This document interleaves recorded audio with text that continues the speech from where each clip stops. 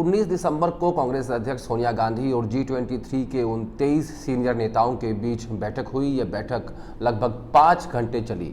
दरअसल जब इन नेताओं ने अगस्त के महीने में एक चिट्ठी कांग्रेस अध्यक्ष को लिखी थी और वो मीडिया में लीक हो गई थी, उसके बाद इन नेताओं को बागी कहा गया था और कांग्रेस वर्किंग कमेटी की बैठक के बाद यह पहली बैठक है। दरअसल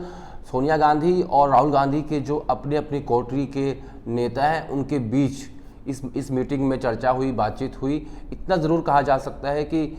इस मीटिंग के ज़रिए दोनों गुटों के बीच में खींचतान को कम करने की कोशिश हुई है, जिसे अंग्रेजी में आइस ब्रेक भी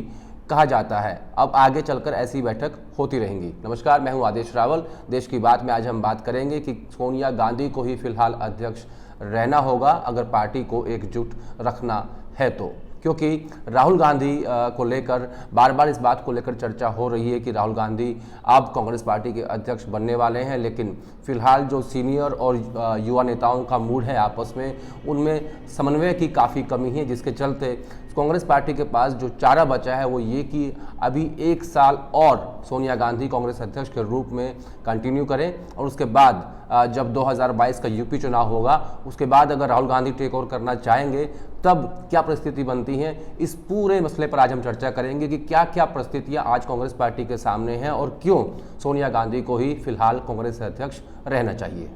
सबसे पहले बात कि क्यों सोनिया गांधी को ही कांग्रेस अध्यक्ष पद पर रहना होगा। दरअसल जिस तरीके से सीनियर नेता इस बात को लेकर जिक्र कर रहे हैं कि चुनाव हो, अध्यक्ष पद का चुनाव हो, तो ऐसे में सोनिया गांधी ही कांग्रेस पार्टी के पास एकमात्र ऐसी नेता हैं जो पार्टी के किसी भी वर्ग को उनके नाम के ऊपर आपत्ति नहीं हो सकती। दरअसल आपको याद होगा जब 2019 के लोकसभा चुनाव के बाद राहुल गांधी ने हार की जिम्मेदारी लेते हुए इस्तीफा दिया था और उनको उम्मीद थी कि कांग्रेस पार्टी के बाकी नेता भी अपना इस्तीफा देंगे, हार की जिम्मेदारी लेंगे, लेकिन ऐसा हुआ नहीं।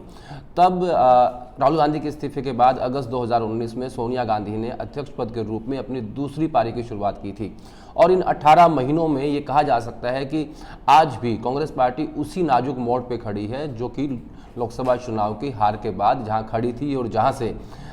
तब भी ये बात हुई थी कि गांधी परिवार से बाहर के व्यक्ति को अध्यक्ष चुना जाए। दरअसल राहुल गांधी ने हार की जिम्मेदारी लेते हुए जब इस्तीफा दिया था और कांग्रेस वर्किंग कमेटी की बैठक हुई थी, उसमें उन्होंने ये कहा था कि गांधी परिवार से कोई भी व्यक्ति अध्यक्ष नहीं बनेगा। हालांकि उनका ये कहना उनकी एक नाराज़गी थी। आज भी ऐसी स्थिति बनी हुई है कि क्योंकि कांग्रेस पार्टी में गांधी परिवार से बाहर किसी भी एक व्यक्ति के ऊपर सहमति नहीं बन सकती, ये सबको पता था और इसीलिए सोनिया गांधी ने अपना अध्यक्ष के रूप में दूसरा कार्यकाल शुरू किया। और आज की तारीख में भी अगर कांग्रेस पार्टी को एकजुट रखना है तो सोनिया गांधी के अलावा कोई दूसरा ऑप्शन फिलहाल कांग्रेस पार्टी के पास नहीं है, क्योंकि अगर राहुल गांधी इस वक्त अध्यक्ष बन जाते हैं और जिस तरीके से G23 के जो ताकतवर नेता हैं, जो जिनकी अपने अपने क्षेत्र में पकड़ है, ये काफ़ी ताकतवर लोग हैं, अगर इनको साथ लेकर चलना है तो ये एक बड़ी चुनौती होगी राहुल गांधी के सामने। इसीलिए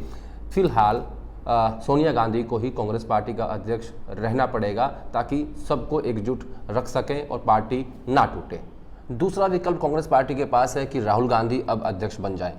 दरअसल कांग्रेस पार्टी में अगर सोनिया गांधी ये कहती हैं कि उनका स्वास्थ्य खराब है और वो अब कंटिन्यू नहीं कर सकती, तो फिर दूसरा विकल्प बचता है राहुल गांधी का। लेकिन राहुल गांधी के सामने सबसे बड़ी चुनौती ये है कि G23 के सभी नेता, उनके आसपास के नज़दीकी लोग और उनके काम करने के तरीके की ही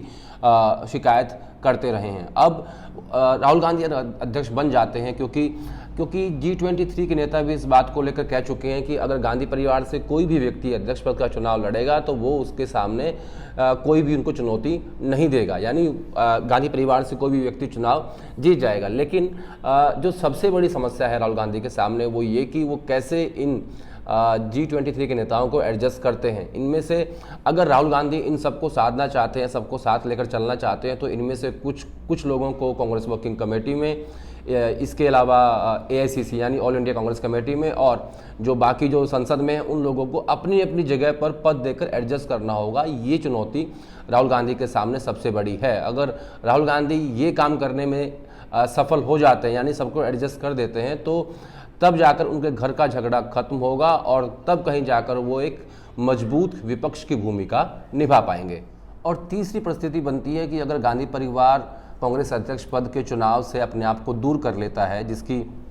कई नेता और कई जो जानकार लोग आजकल अपने अपने लेख में भी लिखते हैं कि ये वक्त है कि गांधी परिवार खुद को बैकआउट कर ले। अगर ऐसा हो जाता है, ये बड़ा ही हाइपोथेटिकल क्वेश्चन है कि ऐसा होगा या नहीं होगा, लेकिन अगर ऐसा हो जाता है तो फिर सबसे मजबूत और प्रबल दावेदार जो कि गांधी परिवार के भरोसेमंद हैं वो है राजस्थान के मुख्यमंत्री अशोक गहलोत। दरअसल अशोक गहलोत गांधी परिवार के काफ़ी नज़दीक माने जाते हैं, विश्वास पात्र माने जाते हैं। इसका उदाहरण अपने आप में 2018 में आप सबने देखा था कि जब राजस्थान के मुख्यमंत्री बनाना था तो उस वक्त राहुल गांधी के नज़दीकी थे सचिन पायलट, लेकिन बावजूद उसके अशोक गहलोत को ही राजस्थान की कमान तीसरी बार दी गई। तो ऐसे में अगर अशोक गहलोत कांग्रेस अध्यक्ष पद का चुनाव लड़ते हैं और वो नॉमिनी होते हैं गांधी परिवार की तरफ से, तो उन्हें भी कड़ी टक्कर इस चुनाव में दी जा सकती है। यानी उनकी जो एंटी लॉबी है उसमें अंबिका सोनी, कमलनाथ, सचिन पायलट, भूपेंद्र सिंह हुड्डा, दिग्विजय सिंह, वायलार रवि, ये ऐसे बड़े नाम हैं जो अगर चुनाव होता है तो अशोक गहलोत को टक्कर ये लोग दे सकते हैं। लेकिन इन सब के बीच में फिर वही बड़ा सवाल है कि क्या गांधी परिवार खुद को, अपने आप को अध्यक्ष पद से दूर करेगा। दरअसल कांग्रेस के पास एक तरफ कुआं है और एक तरफ खाई है, ऐसी स्थिति में वो कहाँ जाएं। लेकिन आज भी अगर हम अशोक गहलोत के नाम का जिक्र कर रहे हैं, लेकिन इन तीनों परिस्थितियों में जो सबसे महत्वपूर्ण और ज़्यादा संभावना जिस बात की लगती है वो इस बात की है कि सोनिया गांधी को ही फिलहाल कांग्रेस पार्टी का अध्यक्ष रहना होगा, ताकि पार्टी टूटने से बच जाए। और सोनिया गांधी ही ऐसी नेता हैं जो कांग्रेस पार्टी के हर वर्ग के नेता को अपने साथ रख सकती हैं और उनके नाम पर किसी और को आपत्ति नहीं हो सकती।